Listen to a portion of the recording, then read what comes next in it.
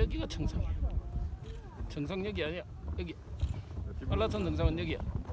예. 아니야 가. 진짜.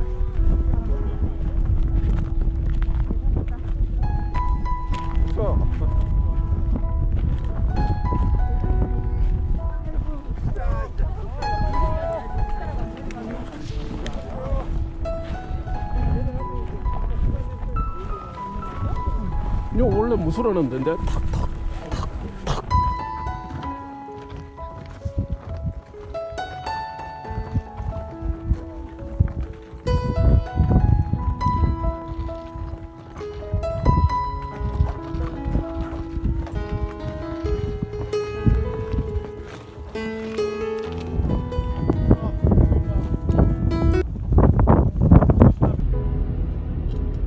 몇 년 동안 오셔도 뭐 눈이 금세 좋겠지. 녹아버려가지고 없어갖고. 야 캐나다 삘인데 완전히. 네, 아주 이번에 제대로 왔어요.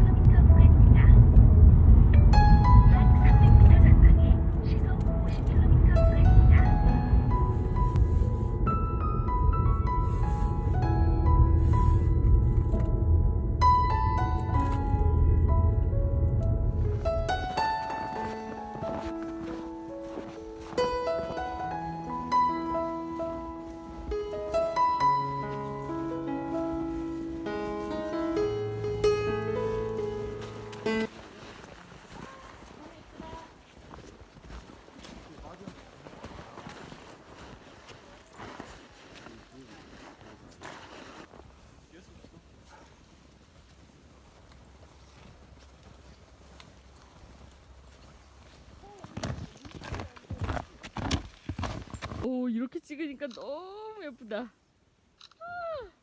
진짜 예쁘다. 야.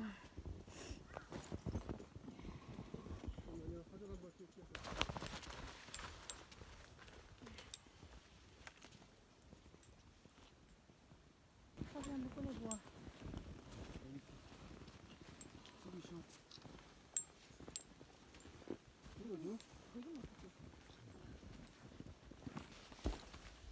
돌아서면 얼굴도 나와요.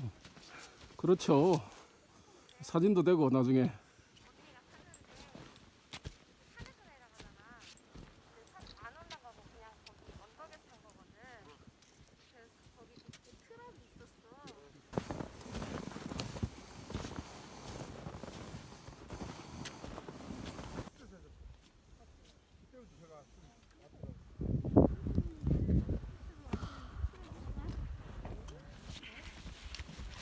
올라가면 더 멋있는데. 아, 그래요? 네. 이것만 해도 기절할 정도로 멋있네요. 그러니까.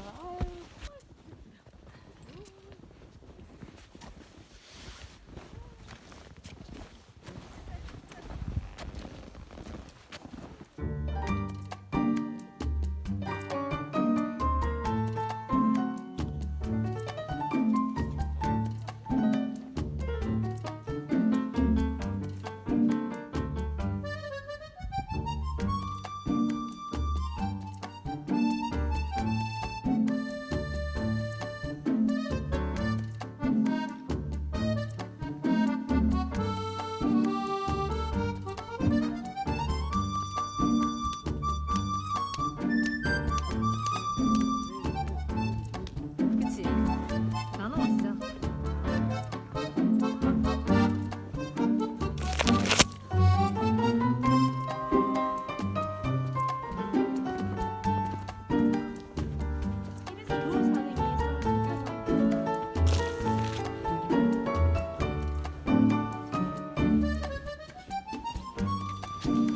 안 됐어요.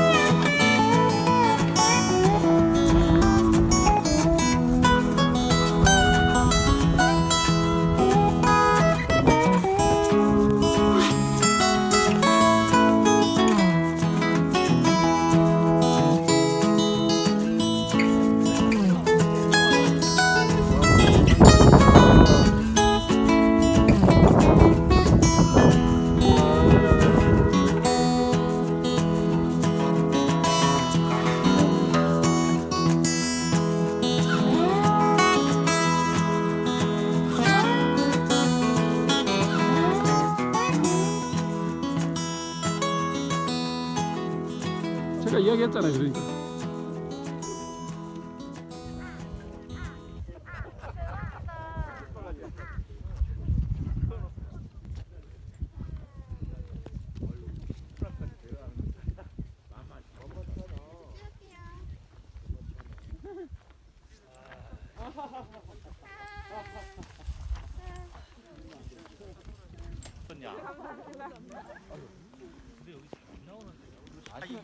이게 저쪽 편하고 이쪽 편하고 이게 사진이 다르네 또. 이게 부대가 서 있는 듯한 느낌. 응, 응.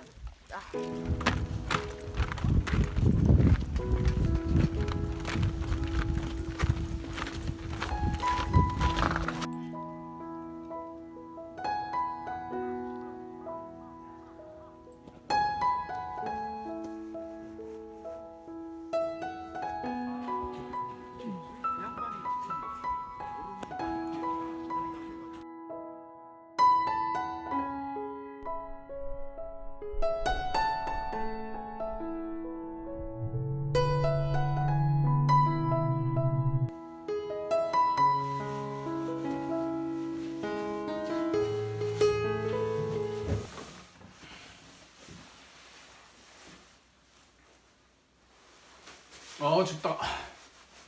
바깥에 이제 햇빛이 나고. 예, 안녕하세요. 박 대장입니다. 올 겨울은 아마 요 근래에 가장 추운 겨울 같은데요. 여기도 지금 마이너스 한 10도 정도가 떨어지는 것 같습니다. 지금 화장실에 수도꼭지가 다 얼어붙었습니다. 제가 오늘이 토요일이니까요. 월요일 날 제주도에 있는 한라산을 다녀왔습니다. 제가 작년 여름에 여러분들이 한라산을 여름에 오르는 방법을 대해서 소개를 드렸는데요. 이번엔 겨울 한라산, 여름보다는 좀 완전히 차원이 다르죠. 되게 춥기도 하고, 그래서 어떻게 준비를 해야 안전하게 다녀올 수 있는지를 오늘 여러분들과 같이 한번 산행을 한번 해보겠습니다. 먼저 뭐 식량이라든지 그 다음에 갖춰야 될 장비들에 대해서 간단하게 소개를 드리겠습니다. 그것보다 먼저 이번 겨울 한라산 산행은 완전 제가 한라산을 제가 솔직히 몇 번 정도 갔는지는 잘 모릅니다. 카운트할 수 없을 만큼 많은 횟수를 봄, 여름, 가을, 겨울 다녀왔는데 이번 한라산이 가장 멋졌습니다. 근데 어제 그제 저희가 한라산에서 돌아오면서 또 폭설이 내려서 아마 이번 주, 그러니까 다음 주 월요일이죠. 이 통제가 풀리고 나서 한라산을 간다면 완전히 만년설에 휩싸이는 뭐 히말라야 같은 그런 한라산을 여러분은 오르지 않을까 이렇게 생각이 됩니다. 그렇지만 한라산은 항상 급변하기 때문에 어떻게 장비를 준비해야 되는지 그 다음에 식량은 어떻게 준비해야 되는지 간단하게 여러분들과 같이 한번 산행을 해보도록 하겠습니다. 먼저 여러분들이 가장 갖춰야 될 것 중에 하나가 우리가 체력을 이 산행을 할 때 열 손실이 가장 많은 곳이 뭐겠습니까? 저같이 이렇게 머리가 좀 많은 사람들은 괜찮아요. 근데 머리가 없는 사람들은 솔직히 이 두부에 가장 많은 열이 손실됩니다. 그 다음 또 목이겠죠. 그 다음에 손이나 발로 이렇게 열 손실이 가장 많이 발생하는데 실제로 뭐 발은 우리가 등산화를 신기 때문에 그나마 본역을 유지할 수 있습니다. 근데 장갑은 끼지 않으면 여러분들이 실제로 우리가 뭐 동상이 저처럼 이렇게 여러분들도 조심해야 되죠. 동상이 걸릴 수도 있습니다. 그럼 머리는 여러분들이 뭐 이렇게 모자를 써주면 되겠죠. 그렇지만은 이런 저희가 번거지 모자를 쓰면 바람이 불 때 여러분들이 기가 되게 실게 됩니다. 여러분들은 저처럼 이렇게 머리가 이렇게 길지는 않기 때문에 그래서 어떻게 체온을 유지해야 되는지 먼저 그런 장비들을 한번 살펴보겠습니다. 제가 이번에 한라산 갔을 때 그냥 운동화를 신고 막 오는 사람들도 있더라고요. 근데 실제로 학생들 같은 경우에는 뭐 모자도 쓰지 않고 그냥 추리닝 차림으로 오는 사람도 있는데 한라산은 사실은 겨울에 그렇게 산행을 했다가 복병을 당하는 경우가 되게 많습니다. 물론 자기의 어떤 체력의 한계를 느낀다든지 추위가 오면 하산을 하면 되지만은 우리의 목적은 어떻게 보면 한라산의 정상에서 백록담을 바라보는 거죠. 어떻게 보면 3대가 덕을 쌓아야만이 이 백록담을 볼 수 있다 그러는데 지난 월요일 한라산은 제가 지금까지 다닌 한라산 중에 가장 아름다운 설경과 백록담을 볼 수 있었던 하루였습니다. 자, 그러면 잔소리는 좀 그만하고 어떻게 준비해야 되는지, 장갑 물론 이렇게 있어야 되겠죠. 물론 우리가 이제 손가락 장갑을 이렇게 준비를 하는데, 뭐 사실은 여러 종류의 울로 된 것들, 그다음 메라클론이라든지 이런 뭐 고아텍스 소재의 장갑들이 있지만은 여러분들은 이 신슐레이트가 들어있다든지 고아텍스로 된 이런 손가락 장갑을 끼면 되겠죠. 그렇지만 사실 뭐 월요일 같은 날은 한라산에 그런 날은 없습니다. 정상에서 저희가 거짓말 좀 보탠다면 그냥 위통 벗고 있어도 아무런 상관이 없고 실제로 러닝만 입고 올라오는 사람도 한 사람 봤습니다. 자, 그래서 그런 날은 상관이 없는데 한라산은 워낙 급변하기 때문에 이렇게 벙어리 장갑 있죠. 이런 장갑을 사실 이런 것들은 뭐 저희 같은 경우는 전문적인 장갑인데 다운이 안에 들어가 있는 뭐 800필 정도 되는 다운이 들어가 있는데 여러분들은 이 정도는 준비할 필요 없어도 예비에 장갑을 하나 준비해 줌으로 인해서 그러니까 이 눈에 의해서 습기에 의해서 이 장갑이 젖었을 때 바꿔 낄 수 있는 장갑을 준비해야 된다는 거. 그래서 메인 장갑과 예비 장갑 이렇게 두 장갑을 준비해 주는 게 좋습니다. 목 장갑은 절대로 해당 사항이 없습니다. 그 다음에 이렇게 이제 모자죠. 물론 이런 뭐 벙거지 산행 중에 사실은 두부에서 뭐 지난 월요일 같은 경우에는 워낙 더웠기 때문에 모자를 벗어도 상관이 없습니다. 그렇지만은 그런 경우는 잘 없는 날이 많기 때문에 이렇게 옆에 길을 막아줄 수 있는 이런 모자들, 귀에 동상도 잘 걸립니다. 그래서 이런 모자들이 필요하고 완전히 눈만 나오는 뭐 바라클라바라든지 이런 모자들이 머리를 보호할 수 있는, 두부를 보호할 수 있는 모자들이 필요합니다. 그 다음에 우리가 이제 가장 중요한 게 겨울에는 뭐 아이젠이죠. 아이젠. 뭐 이건 사실은 이번에 같은 게 35,000원 정도의 입구에서 아이젠을 팔고 있더라고요. 그리고 의무적으로 아이젠을 거기 국립공원에 있는 직원께서 무조건 신어야 된다고 이야기를 하더라고요. 근데 사실 저는 워킹 아이젠은 지금까지 한 번도 신어본 적이 없습니다. 여러분들은 그런데 신어야 됩니다. 이런 아이젠을 준비를 하시는 게 좋고 요즘은 체인식으로 돼서 그냥 가볍게 우리가 등산화에 착용을 할 수 있죠. 그 다음에 또 한 가지 뭐 눈이 많이 왔을 때는 이런 스페처를 착용해줘야 됩니다. 그래서 신설일 때 눈이 등산화 안으로 들어오는 걸 막아주죠. 이 스페처를 신는 방법은 착용하는 방법은 다음에 제가 또 다른 시간에 여러분들에게 소개를 좀 드리도록 하겠습니다. 뭐 이 정도면 사실은 준비가 된 거고 더불어서 뭐 준비를 한다면 스틱도 이번에 보니까 정말로 이 스틱의 스파이크 어떻게 보면 이 스파이크 부분을 보호하는 프로텍트를 빼지 않고 스틱을 사용하는 사람들이 있다는 거. 그건 스틱에 대한 사실은 모독이라고 할 수 있는데 스틱 사용하는 방법도 다음 시간에 가르쳐 드리도록 하겠습니다. 그 다음에 또 한 가지 이렇게 우리가 한라산 같은 경우에는 지정된 그 휴게소가 그렇게 많지는 않습니다. 실제로 제가 생각하기에는 화장실도 좀 부족한 편인데요. 그래서 앉아서 잠시 휴식을 취할 때 눈이 많이 오면 사실은 기존에 준비된 데크들도 이렇게 바로 앉을 수가 없습니다. 눈이 있기 때문에. 그래서 우리가 그냥 포말로 된 매트리스 같은 이렇게 시트를 가져간다든지 그다음 뭐 이런 의자를 가져간다든지 이렇게 가져가시면 뭐 앉아서 휴식을 할 때 쉴 때 훨씬 좀 아늑하게 그다음에 이 창기로부터 힙을 보호할 수 있는 이런 준비가 되겠죠. 그 다음에 이제 물을 얼마나 준비해야 될까 이런 것들이 어떻게 보면 가장 큰 과제인데요. 저 같은 경우는 항상 가장 중요하다고 생각하는 게 겨울 산행에 있어서는 이 마오뱅입니다. 지금 이 마오뱅 같은 게 한 750ml 정도 되죠. 근데 이 정도 되는 그 마오뱅에 저 같은 경우는 보통 이 라면을 끓여 먹기 위해서 뭐 라면의 맛이 산행하는 최고죠. 이 큰 라면을 끓여 먹기 위해서 요즘은 이렇게 그 보온병에 물을 담아가는데 저 같은 경우는 뭐 라면보다는 사실은 커피라든지 차를 많이 담아서 갑니다. 그리고 지금 이 보온병 같은 경우에는 솔직히 뭐 12시간 정도도 입술이 딜 정도로 없다고 보면 됩니다.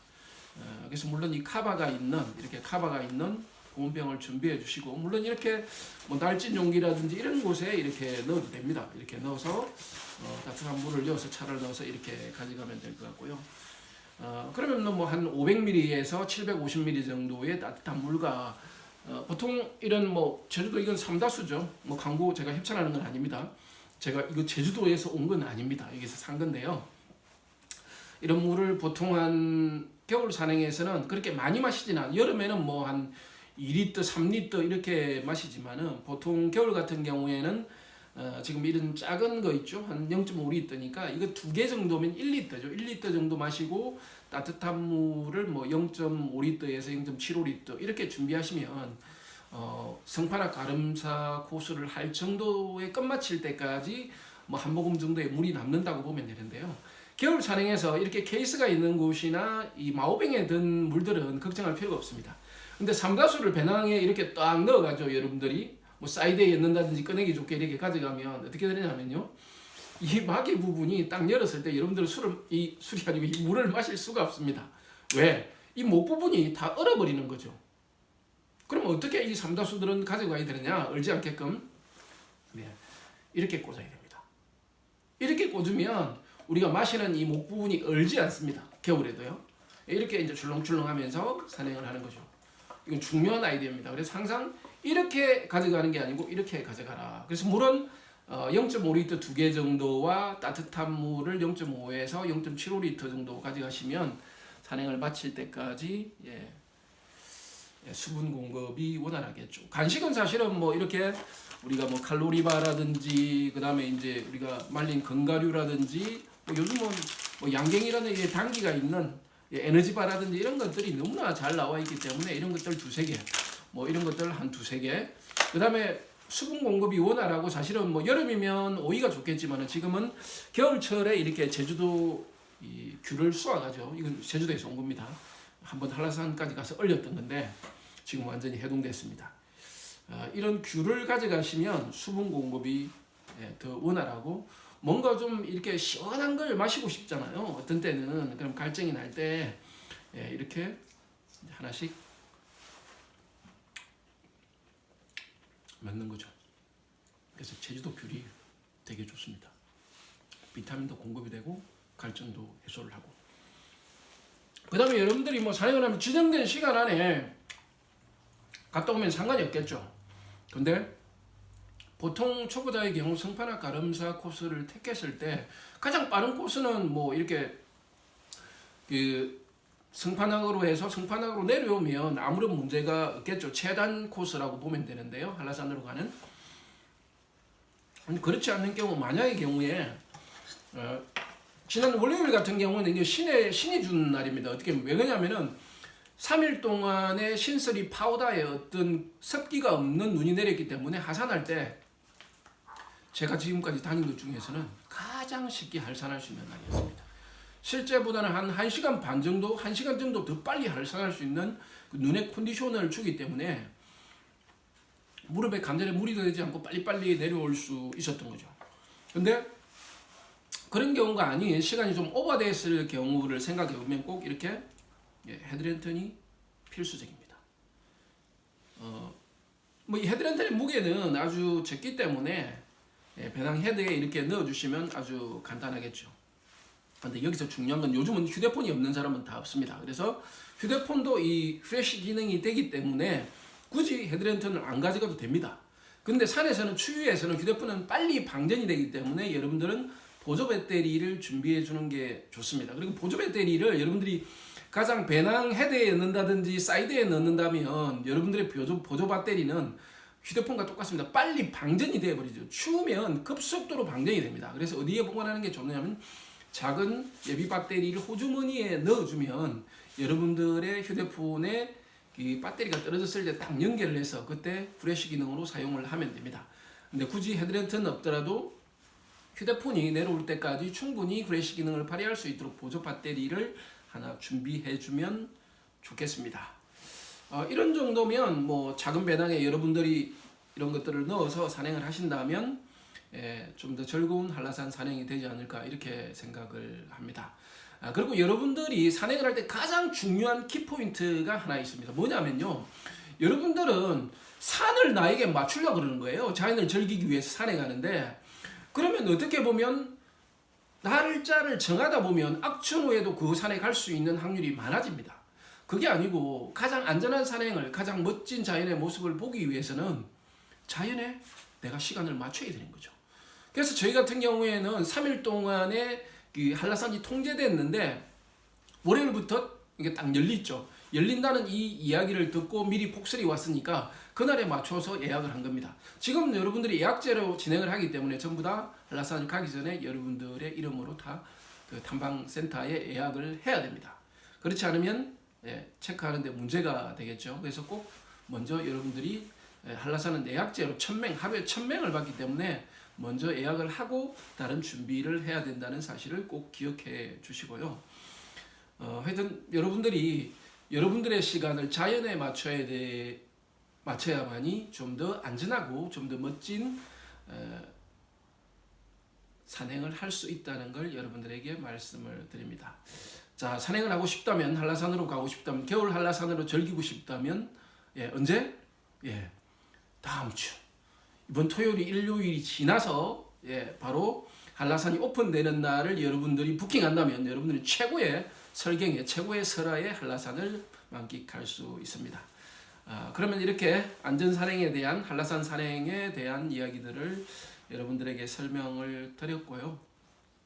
다음에 세세한 장비들에 대한 이야기를 하면서 다음 유튜브에서 뵙도록 하겠습니다. 감사합니다. 와우, 맛있다 귤.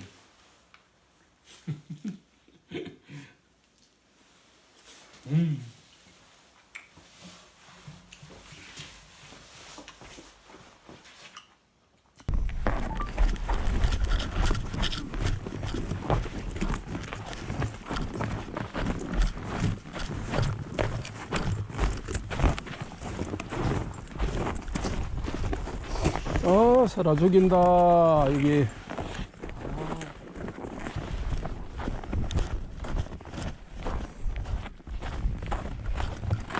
이야, 이거 뭐 장관이네, 장관.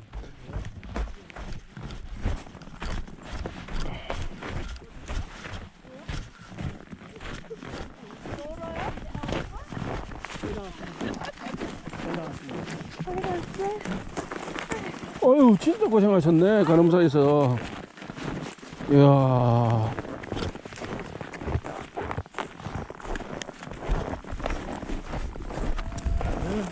이거